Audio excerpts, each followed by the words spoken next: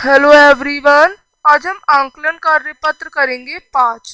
तो ये सामाजिक विज्ञान का है, क्लास 10th का है और ये है हमारा 15 सितंबर का। तो आपको 10 प्रश्न दिए हैं जो कि सामाजिक विज्ञान से है और अर्थशास्त्र से रिलेटेड है।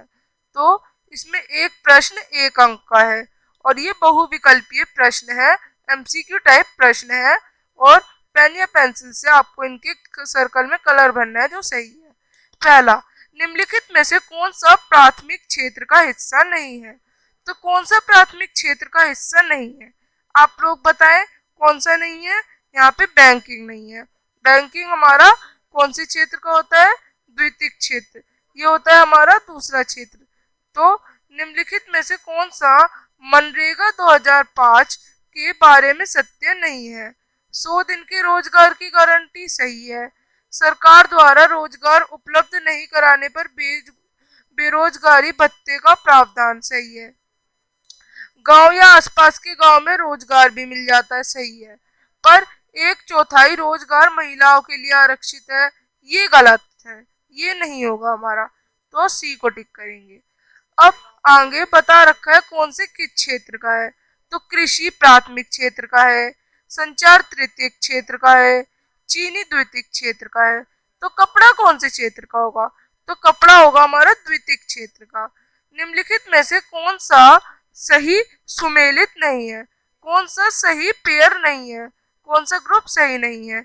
सार्वजनिक क्षेत्र और नौकरी की सुरक्षा सही है ये। निजी क्षेत्र लाभ का मकसद सही है।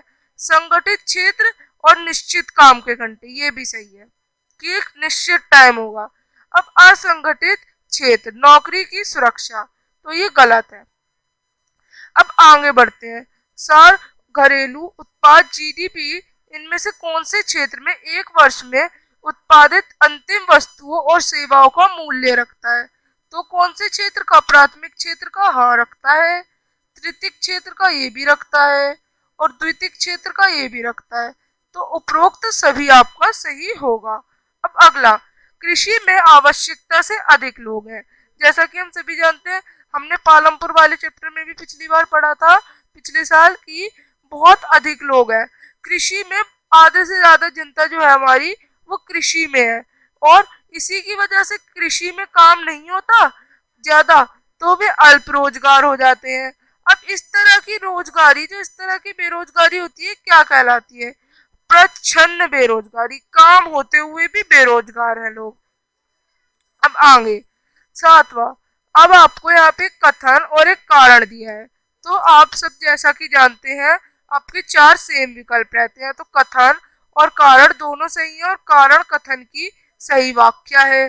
कथन और कारण दोनों सही है लेकिन कारण कथन की सही व्याख्या नहीं करता। कथन सही है जबकि कारण गलत है, कथन गलत है जबकि कारण सही है। तो स्टार्ट करते हैं 7वां, कि वर्ष 2013 से 2014 में तृतीयक क्षेत्र भारत में सबसे बड़ा उत्पादन क्षेत्र बन गया। हाँ, अब क्यों बना? कृषि और उद्योग के विकास में परिवहन, व्यापार, भंडारण जैसी सेवाओं का विकास होता है, इसलिए बना। तो ये बिल्कुल आपका सही होगा। तो ए ऑप्शन लगेगा। कथन और कारण दोनों सही है और कथन की सही व्याख्या यही कारण है। अब कथन है, संगठित क्षेत्रों में लोगों के पास काम का आश्वासन नहीं है और कारण दे रखा है संगठित क्षेत्र के नियमों और विनियमों का पालन करना पड़ता है। तो विभिन्न कानून जैसे फैक्ट्री अधिनियम, न्यूनतम मजदूरी अधिनियम और ग्रेजुएटी भुगतान अधिनियम आदि में दिए गए हैं। तो यहाँ पे आपका क्या गलत है? आपका यहाँ पे कथन ही गलत है। तो सीधा ऑप्शन आ जाएगा हमारा डी।